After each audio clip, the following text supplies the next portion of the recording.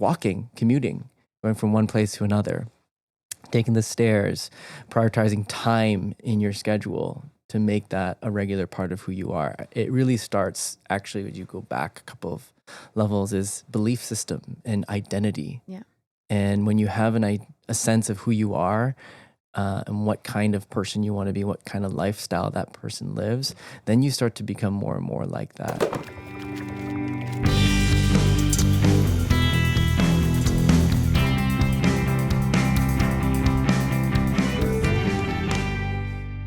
Today, we're going beyond counting our steps and drinking bone broth. We're talking about the difference between lifespan and healthspan. Health what? You got it. Living longer isn't the goal anymore. Living better longer is where it's at. Julian Ho is joining us at the table today. He's a movement coach, educator, and ultra marathoner, and one of the driving forces behind Toronto's booming wellness scene. Welcome to the table, Julian. So happy to have you here today. So I want to start off with the question around health span versus lifespan. What's the difference? Health span is the number of years lived free from disease and chronic illness. Okay. And lifespan is the number of years lived. So health span speaks more about the quality of life that we live. Lifespan is just the duration, the time. There's an interesting stat, actually pretty startling, that 80% of adults 60 plus have 2 or more chronic conditions. What's happening? How do you think this is happening? And what do you think contributes to those chronic conditions? And that gap of, yeah. That's a startling stat. It's pretty tough. It hits home for me because my mom and dad both also they land in that statistic. They have 2 chronic illnesses / diseases right now, and they're working through it. I think it's a generational thing. Yeah. Mm-hmm. Their mentality, their mindset, all of the social factors of the time has contributed to those statistics now. So you're seeing a lot of people in their senior age come to these illnesses because of a lifestyle that wasn't primarily focused on health and wellness and fitness, whereas we get to benefit from that. Yeah. So the average lifespan is About 80 years. So North you're America. talking about people who are living 20 years with chronic illness. Yes. Wow. Do you think that with the generations that's actually getting worse or better? I think it's getting better. Numbers are decreasing. The window of time between lifespan, let's say 80, to then health span around 60 to 65, 15, 20 years is decreasing because people now are more focused on health and they're starting earlier. Mm-hmm. They have a head start because of the information and the research and the social focus on it. You're seeing in pop culture researchers and podcasters like the Peter Attias, like the Rhonda Patricks out there that are putting great information out, Hubermans, and it's free. Yeah. So we are being educated, and we also are catching up to the amount of research that's put out there. So long-term studies are now unveiling their research. So not to say that generations before, like my parents' generations, weren't focused on it. They just didn't have the facts and statistics to support this diet versus that diet, this way of exercising versus that. So now we're benefiting. So we're standing on the shoulders of giants, and it happens evolutionary.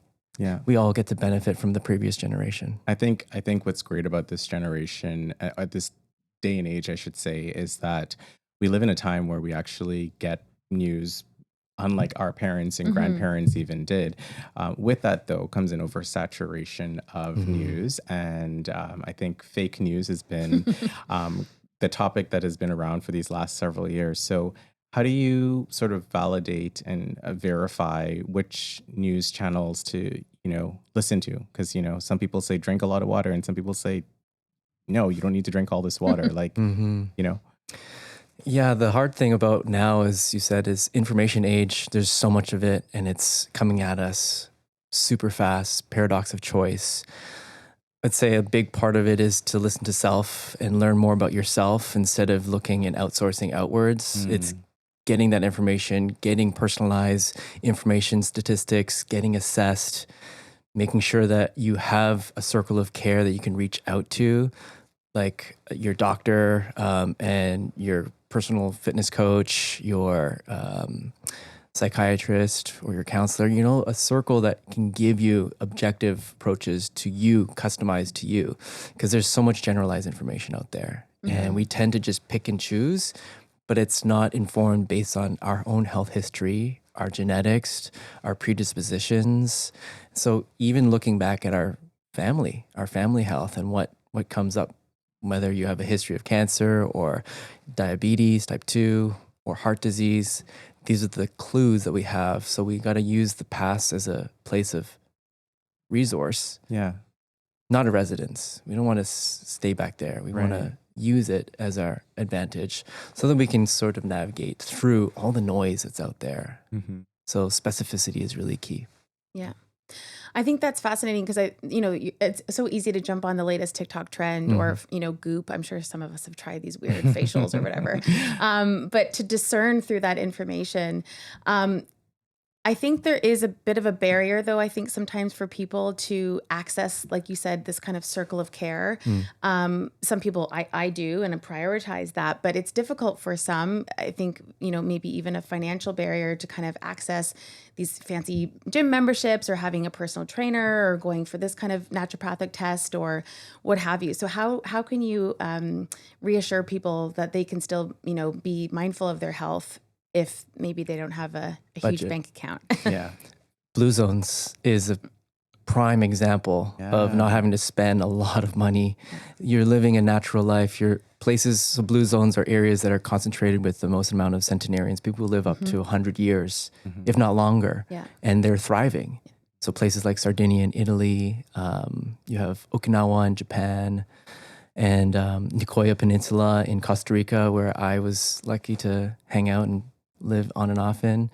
And they're living a very simple, basic life, but it also has key aspects to it. So your terrain, being able to walk uphill and downhill, community of support, de-stresses, activities, things that allow people to really thrive in their communities. So there's a lot of aspects to that. Plant-rich based diets, again, daily exercise without the gym. Right. Everyday functional exercise, like farming, gardening, having to walk uphill to your home and downhill, carrying things. Imagine. Imagine that. Now we have to inject that into our lives because they were living a very active, healthy lifestyle without trying. But we live often a sedentary lifestyle because of things like technology, the luxurious comforts of life. So a lot of our lifestyle design is making us more comfortable. But at the same time, it's two-edged sword. So, well, what's interesting about what you're saying is you were listing those things just now. I thought that is so opposite to Toronto, right? Like Toronto's flat. There's no hills to walk up. Right. The energy is different because we're a concrete jungle. We don't have as much nature where a lot of us are working from home and working remotely. So we're not even getting up and moving around.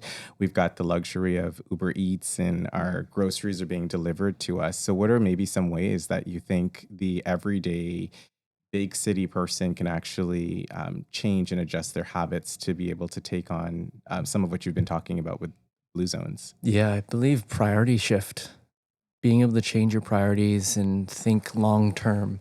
What is your aspirational life? What are the dreams that you hope to accomplish? Going deeper than just the superficial things. It really takes a different change in the narrative of your life. And that takes looking inwards, intrinsic motivation versus the extrinsic, the rewards.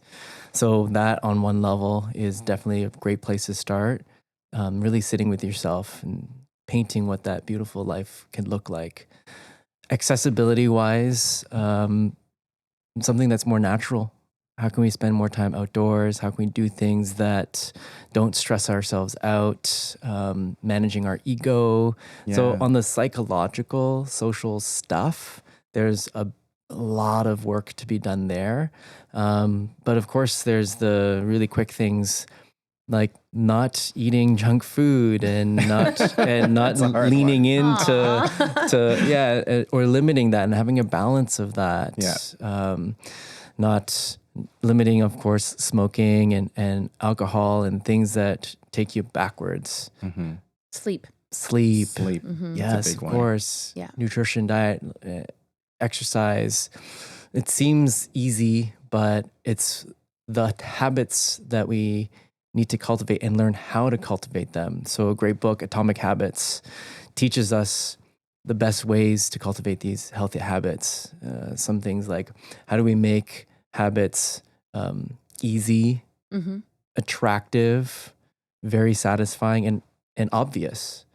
Those are the main 4 rules on how to make a healthy habit or just any habit you want to keep in your life. Can you give us good. an example? Healthy habit of, I would say, running, maybe getting outside and walking and Yeah. moving the body.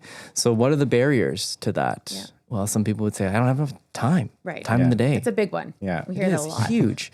But how you can get that in, you can think about, well, walking, commuting, going from one place to another, taking the stairs, prioritizing time in your schedule to make that a regular part of who you are. It really starts, actually, when you go back a couple of levels, is belief system and identity. Yeah.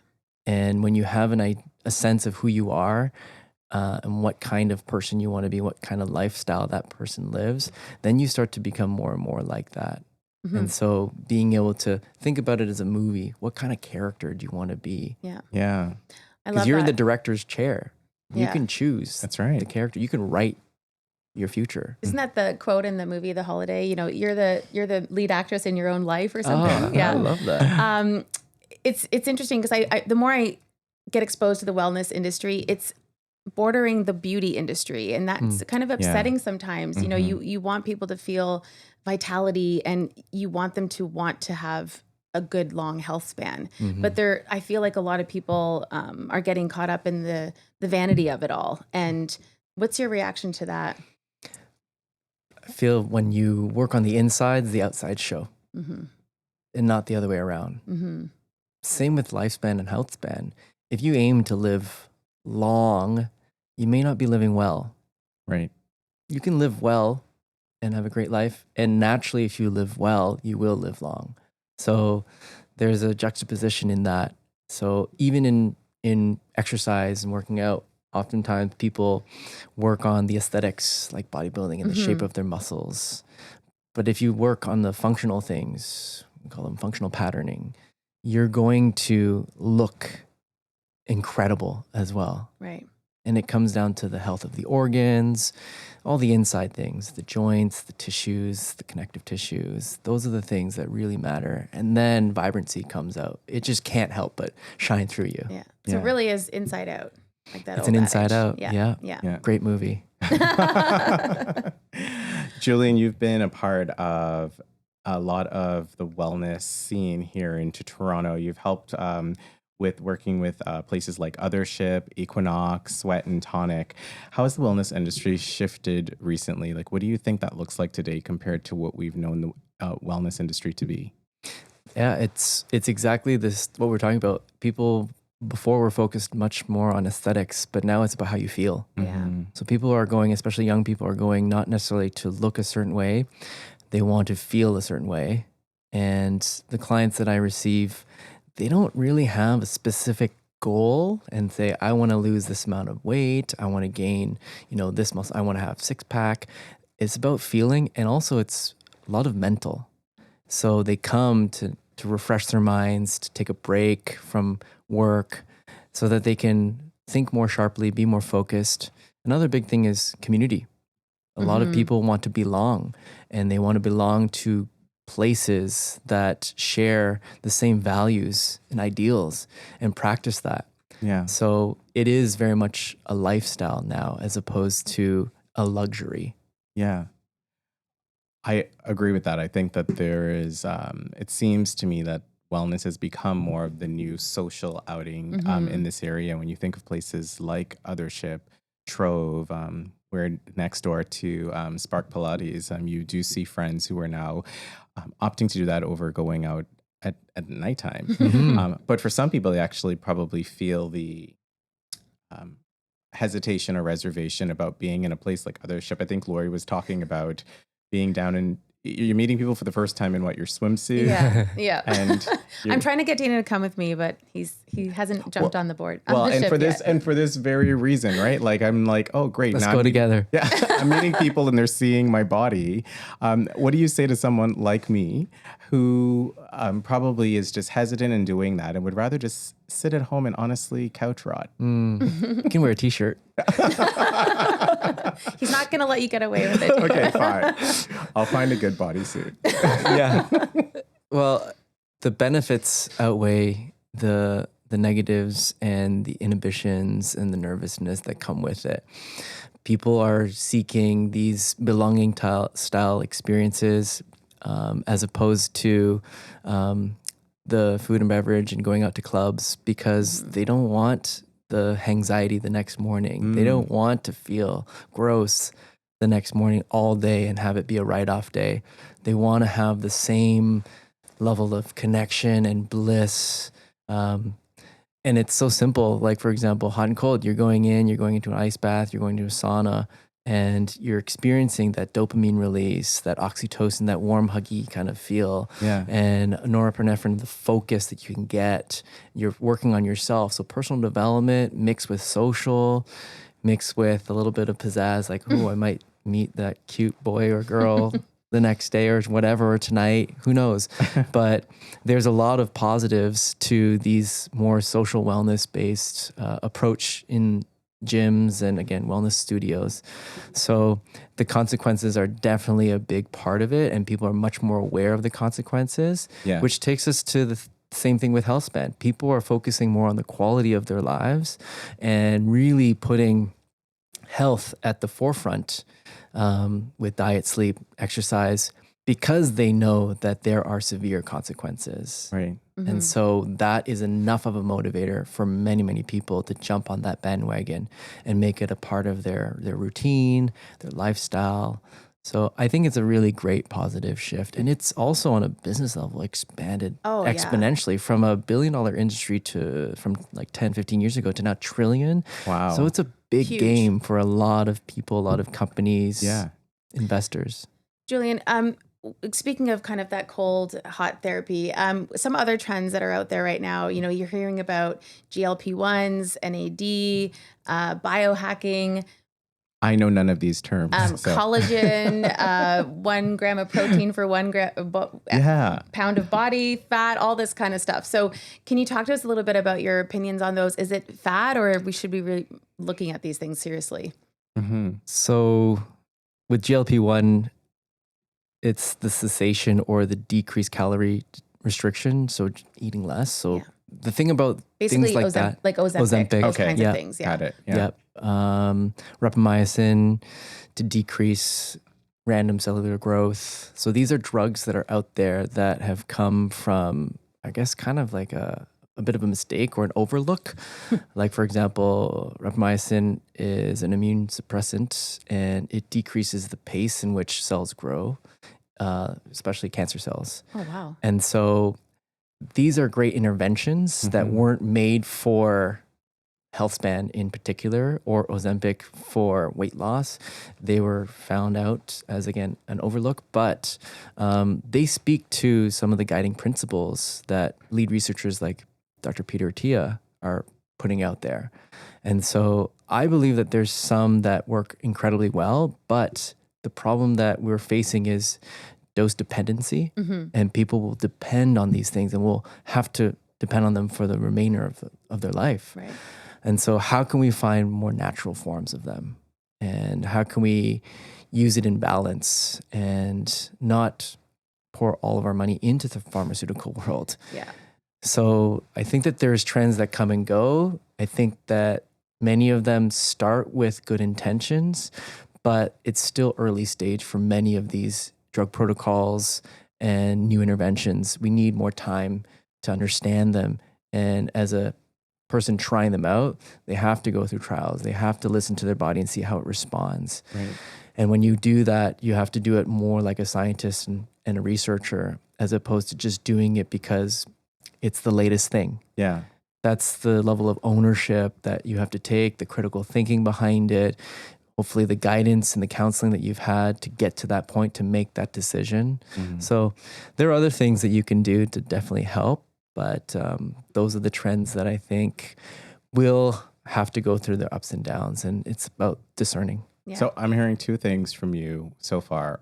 With, like an Ozempic, you can perhaps use it, but don't become dependent on it. So maybe there's a good sort of healthy mixture of it. And the second thing is listening to your body, which I think a lot of people don't oftentimes do or even know how to do. Yep. Well, Ozempic helps with your, I guess, calorie restriction, your appetite. hunger, your Yeah. appetite. But if you have done your homework on self, you could do it without. Right. I mean, there's things like intermittent fasting that doesn't cost anything. Yeah. So there's reasons for why people invest in it, like the quick fix, the superficial part of it. And then there's the more accessible way of doing it. And that, listening to the self is super incredible and important. So I know that you just ran 100 miles. Correct. How was it and where did you do this? I ran 100 miles in Ancaster, Ontario, and 100 miles for us Canadians is 160 kilometers. Wow. So that's 4 marathons. Oh, That is goodness. Back to back, back to incredible. back. Minimal breaks. The course and terrain were undulating hills, nothing mountainous because we don't have that in Ontario, but a challenging course nonetheless, especially 100 miles of it. I started on the Saturday at 6:15 and I finished just before 1 a.m. Oh my gosh. They're running all day. grueling. I heard you placed 5th. I did. That is That's remarkable. amazing. That's Thank great. Out you. of 163? It's 169, 63, something like that. Yeah. Wow. Isn't that amazing? That's Yeah. super amazing. Congratulations. Thank you. So Yeah. what did your body say to you? And And how did you recover from that? how did you recover? I'm currently recovering. Yeah. It was just this past weekend. Oh my gosh. And during the race, it wasn't my best performance, but I'm very tough on myself because I look back at my times from 2 years before in which I won it. I beat my Wow. first place finish by 12 minutes this year. Oh, that's great. The reason I finished 5th was because the field was incredible. The other runners were so good. So that just tells us that the sport's getting more popular. This race itself is getting more popular and drawing more talent. And that just levels up the popularity of the sport, the dedication, the focus, the types, the quality of runners. So I'm, as much as I wish I could have placed top 3, You did exceptionally well. very happy with my result. Certain little things that I could have improved upon in terms of performance, but you always look back. You can't win everything. You sometimes learn the most. And I took away the most from this one compared to previous because, the things I got to work on. But my body's feeling great. My first thing that I do is I go right to water therapy. So lucky to have a friend who has a hot tub, ice bath, and sauna. So I got to go there right afterwards. Yeah. I'm gonna do some swimming. It's just nice and gentle on the joints. Yeah. I do a lot of stretching every day, Epsom salt baths, eat clean. I mean, not right after the race. I definitely indulge Did you and have enjoy. some carbs? I had a lot. Yeah, a sushi feast with my family. Nice, With nice. some champagne. So Oh, good for nice. you. it was Good for amazing. you. You have to. That's Yeah, great. awesome. We're going to do a little palate cleanser, as we like to say here at Table Okay. 6, giving you some, we're calling them quick bites. So we'll just kind of ask you some rapid fire questions, Julian, Okay. and have some fun here. So what is your go-to ritual? You kind of just mentioned it after a race. Yeah, it is definitely hot cold therapy. The body's too bruised to do any massage. I Yeah. would love to do that, but just laying out and doing nothing. Awesome. Yeah, just letting the body rest, hopefully in sun, in nature. Yeah. That's great. Favorite Toronto spot to move your body? Well, I guess over the last 6 months of training, I would say the Dawn Trails, Crothers Trails, beautiful, very, very more technical in terms of trail running, but Yeah. the Dawn Trails. And what about your favorite Toronto place to refuel? Maybe a bowl or whatever you kind of like to eat afterwards. So I'm a foodie for sure. Yes. The latest place that I enjoyed was Julietta. Okay. Functionally, I love poke box. I love poke. And for fun, White Lily Diner. Oh, it's so good. Wow. The Yeah. pancakes? Everything. Yeah, it's hard to choose. Yeah, they have a down south kind of like Creole New Orleans, just like Sousson on it. Yeah, it's like so good. There's yeah. like maple bacon or something. yeah. Oh, it's so good. Yeah. It's so good. Yeah. What's your non-negotiable wellness habit, no matter how busy life gets? Mobility. I mobilize. I like to stretch. I like to be in my joints and my connective tissues. I like to take care of it. I just feel like it's such a meditative practice to be with my body. Yeah. And just I know that long term it's really good for me, but to me it feels great. Some people couldn't touch the toes. Runners are notorious for not stretching at all. Yeah. But this is sort of my go-to where I just zone out, listen to music. I'll even mobilize and dance at the same time. Do you do it in the morning or at night? Both when I can. Yeah. Wow. Yeah. Oh, wow. Every day.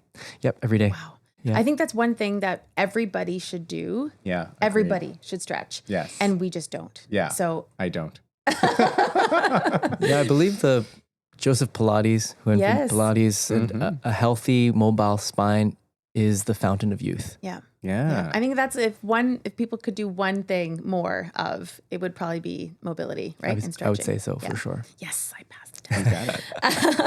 got it. What is one Toronto wellness space that you wish everybody could visit at least once? I'd say the Art Gallery. Ooh. Yeah, the Art Gallery of Ontario. Yeah, that is a whole different space to be in because you get to walk, you get to be in the creation of brilliance. I think in terms of wellness, just to expand what that looks like for people, I think art is the space to be in. I was not expecting that answer. I know. I love that. Yeah. That's beautiful. That's awesome. I went recently and I bought a membership, and it is one of the best. It's inexpensive. Yeah. And you can go anytime. You can work there as well, and then just take a break, walk around, get inspired, Awesome.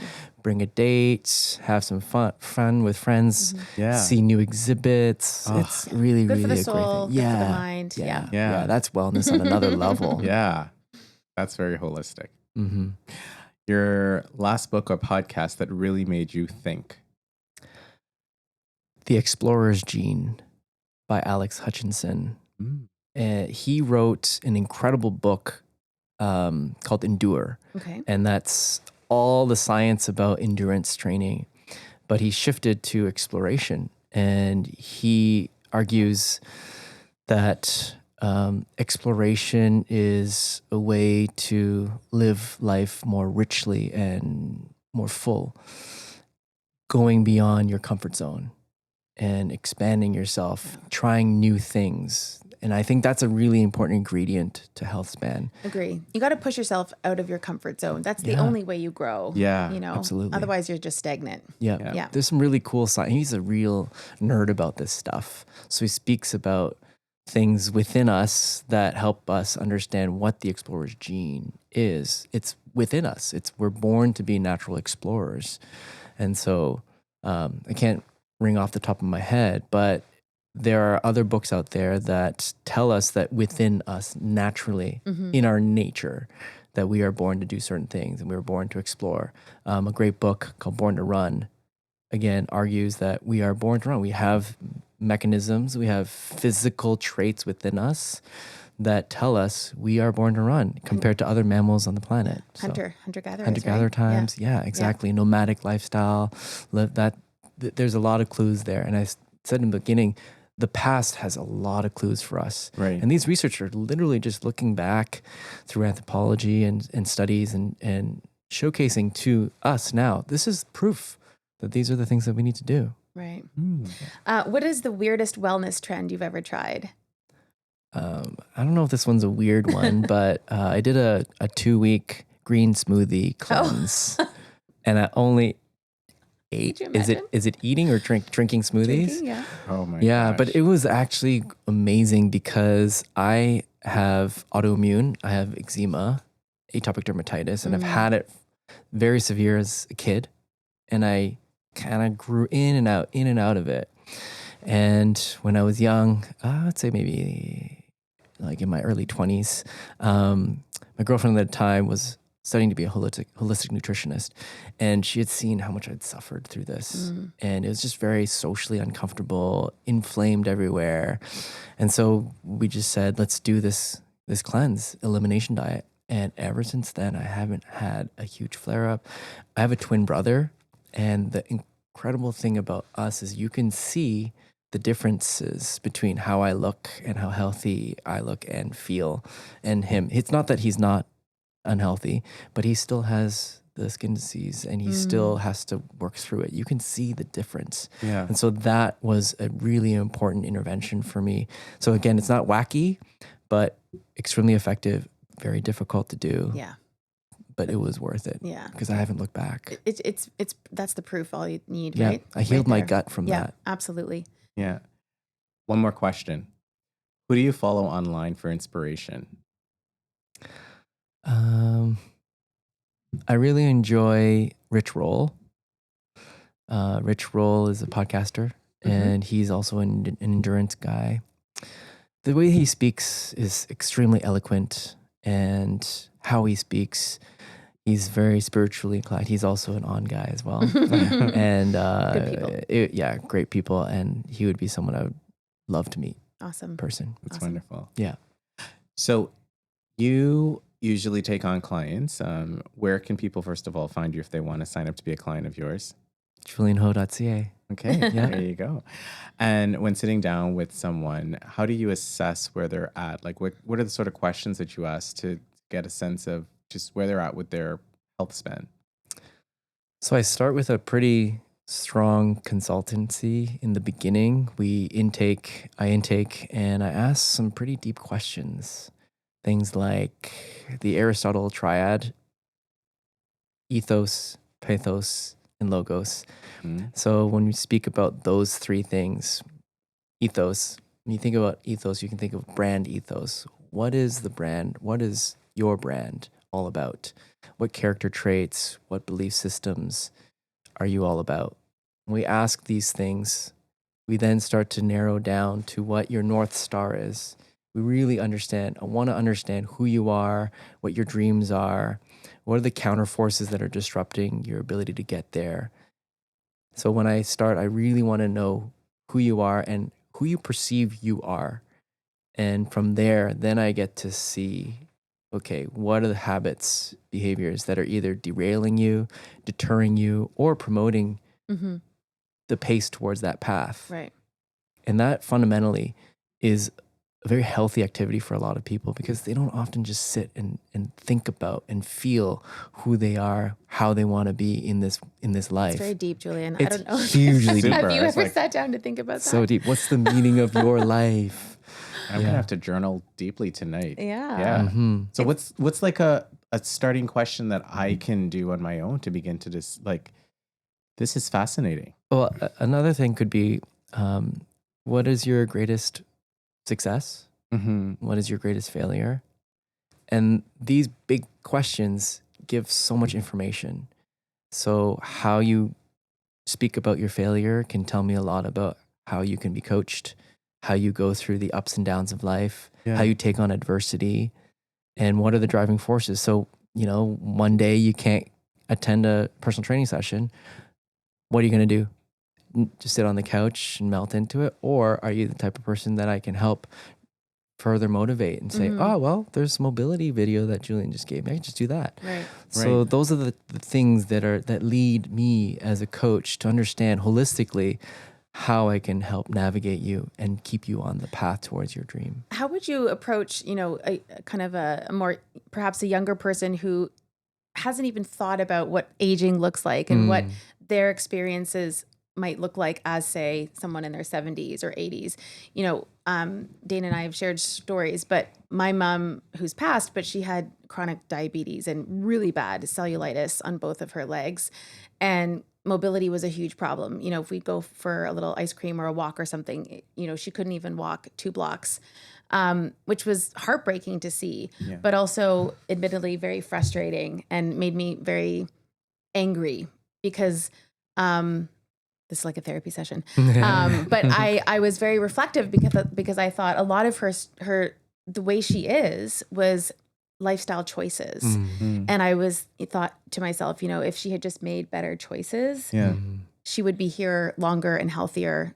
And obviously it's a generational thing, like you said in the beginning, but I think about that, and I hope that people, think about what it's going to be like for them and actually choose choices that are for their vitality, not just, the latest Kris Jenner facelift. Like, yeah, it's very difficult to sell what you want to be like later on in the in future, life, especially to young people who are very just focused on what's in front of them. Well, there's models of excellence out there. Who are the role models in your life that you admire? And when I think about clients that are young who aspire, let's say, for example, they're tennis players, well, who is your mentor? Who is someone that you aspire to be like? Djokovic, maybe, is one of the best players on the planet ever. He lives a certain lifestyle and he needs to do this, this, and this in order for him to perform at that level. And so I like to use people as reference points. Makes it relatable. Almost. Relatable. What are some goals that maybe your group of friends are all trying to do? Oh, we're all going to be doing the Sporting Life 10K. Okay, well, have you done that? No, I haven't run at all. Okay, well, here are the steps to doing it without hurting yourself.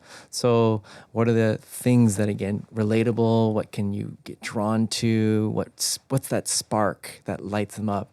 So often I just ask a bunch of questions, get to know the person, and then not necessarily sell it. I think a healthy life and a lifestyle sells itself.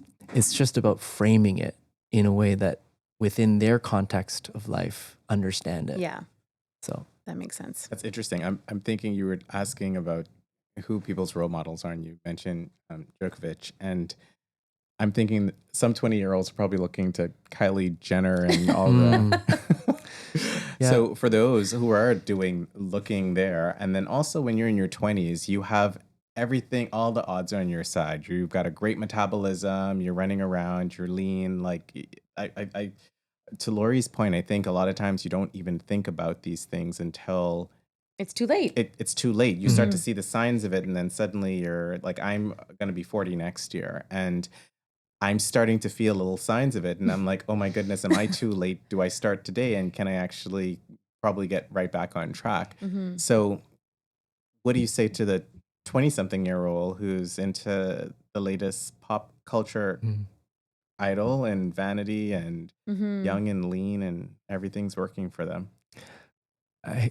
Travel and explore and go around the world and see different things and see different people and different civilizations and societies and meet as many people as you can. You're very social right now. You have no reason to not meet as many people as possible, because then you develop empathy, you develop compassion, you develop all these other things, these insights into another culture, another language. Also, I can't change everyone. Yeah. And there's a different person who's going to make that switch to someone else. There's an importance of that bond, and so I'm not going to bend over backwards and try to change every single person, because I know that there may be someone else, another teacher, another coach that's better suited for that younger person. Yeah. So I think that there's a lot to do and to say, but managing my own energy, it's got to be reciprocal. Yeah. What would you say would be a piece of advice for people at home who are interested in, creating a longer health span for themselves to get started? Take time to listen to self and do self-study, self-monitor. It starts from inside. It starts from the self first. Once you have some time to be still, to listen introspectively, you'll learn a lot that way, instead of listening to the outside noises. Okay. Yeah. So I just want to sort of bring this all back to Toronto, because we've talked about a number of places, and you've mentioned that Toronto is a wellness leader. We've got an incredible wellness hub in this part of the downtown core. What are you seeing, and how do we compare to like the New Yorks and the LAs? We're doing a great job. Yeah. Yay. We are crushing it. Really? Yeah, we are leading, we are innovating, we are putting ourselves out there. So sometimes within Toronto, you can get quite competitive and, this studio is doing that studio is doing that. But at the end of the day, we're all a team Right. representing the same city, the same country. And then you take those boundaries away and you say, we're living as North Americans, then we're living as one global planet. So if we do put those boundaries on ourselves, we're only limiting ourselves. Yeah. But it's also helpful for competition. It arouses that fighting spirit, but that charge forward. I think we're doing exceptionally well. I'm curious to know the sources of that. I think maybe Toronto being the most multicultural and really open, dynamic, we have a great mosaic, not melting pot. And we celebrate our differences, our diversity. Yes. And with that comes a lot of great ideas, grassroots ideas. We support small business. We also have room for big business. So it's a really cool, dynamic place right now. Yeah. And that's, I think, the birth of these great companies. A lot of great wellness businesses here in the district, and we've had some of them as guests on our show. And it's really nice to hear how community-based they are. They recommend each other to different services, and they work almost like a collective unit, which is so nice to see. Julian, before we wrap up, we do ask each of our guests to write a love letter to Toronto. What would you say? In the world of Healthspan, life's not about the years, but about the moments. Very well said. Yep. Very well said. That's beautiful. Awesome. Thank you for being here with us today. Yeah. Gonna go home and stretch. We go to other shift together. Yeah. Oh, I'm gonna drag you in. Yeah. You're with our on shoes on. Yeah. Well, thanks, Julian. It's been awesome to talk to you. Yeah, great. Thank you, guys. Thank you. My pleasure.